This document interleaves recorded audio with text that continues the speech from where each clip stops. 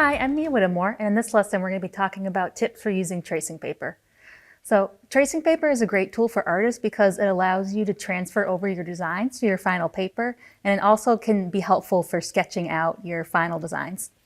So when I use tracing paper, a couple of things that I like to use it for are almost testing parts of my sketch before I actually do them on the final paper. So for example, in this sketch, I have half of it that I liked, but I was unsure about what I wanted to add to the top. So tracing paper is really cool because of course it's see-through. So I can draw almost on top of my sketch without actually going onto the final piece of paper. So I can plan and see if I like the composition before I do it on the final piece. So for example, I might just add in a couple of flowers up here.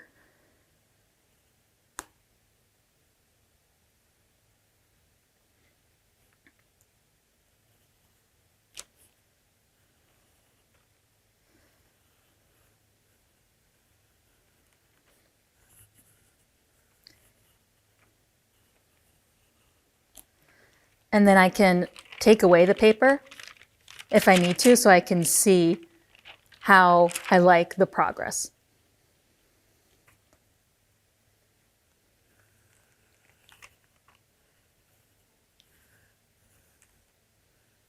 And tracing paper is really nice too because you can even erase off of it. So you don't have to worry about getting it right on the tracing paper either. So you can erase and change things and move them around until you like what you have.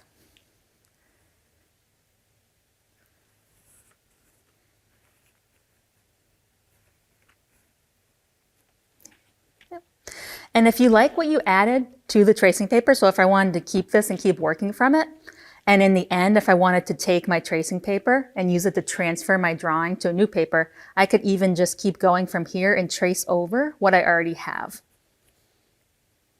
And just do that for the entire piece. So another tip for tracing paper that I like in particular is I love doing symmetrical designs. So symmetrical designs, of course, are the same on both sides. Here we go. So the first thing I did when I created this is I folded my piece of tracing paper in half, pressed it down so I had a nice crease, and then I drew only on one side of the tracing paper. So then what I can do to finish the design so I have it completely symmetrical is I can fold my tracing paper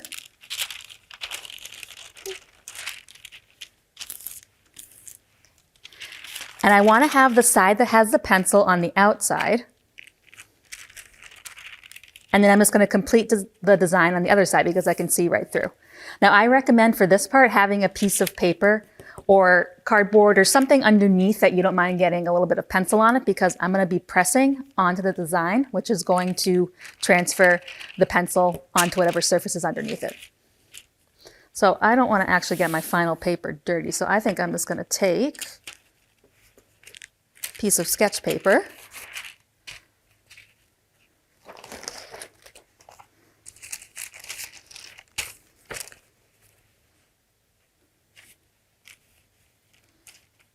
And then because I can see through, I'm going to press down and I'm just going to copy over my design.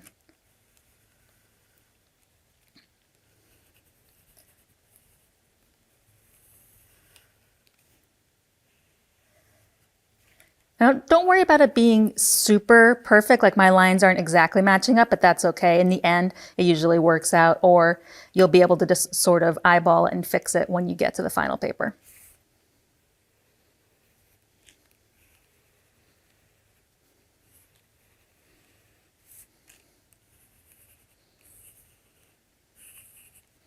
For doing this on tracing paper, I recommend using a pencil that has a lid that's a little bit softer. So like pencils that have a B, like a 2B or a 3B, those would be nice because the lead is softer, so it transfers easier.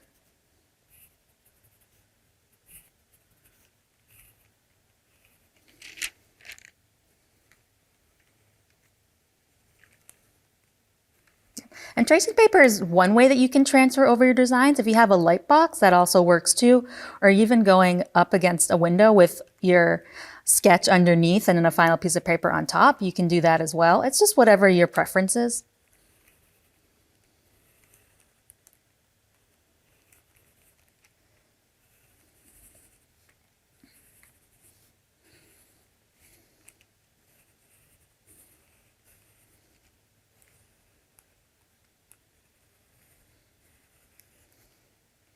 Almost got everything here, just a little bit more.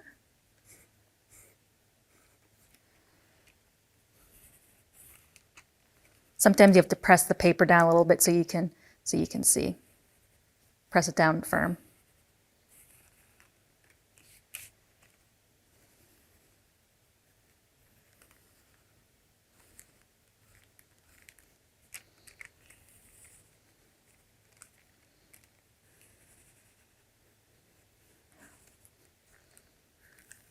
And you don't have to use big sheets. You could cut the tracing paper down to size if you want to use a bit of a smaller piece. That works too.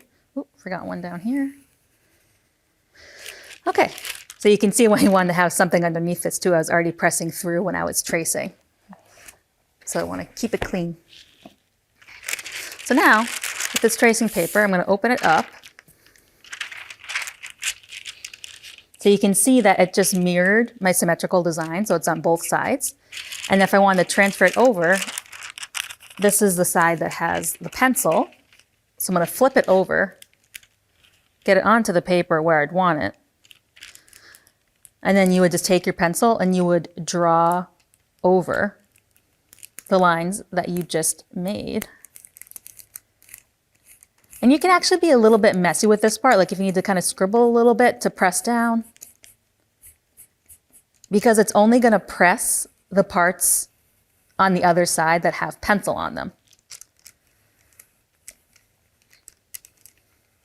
You might find it's also helpful to tape down your tracing paper so it stays in place. You could even tape it at the top so you can flip it back and forth. And just to give you an idea, now you can see that it's starting to trace over the design and it's a little bit lighter. And if you want, you could even erase a little bit, very gently, so you have just a light little sketch underneath that you can work from. So then you could keep going and just finish up your design so that the whole thing is transferred onto the paper and then you're ready to go. So I hope that these couple tips are helpful for you for using tracing paper and that you can use them when you're planning out your final designs.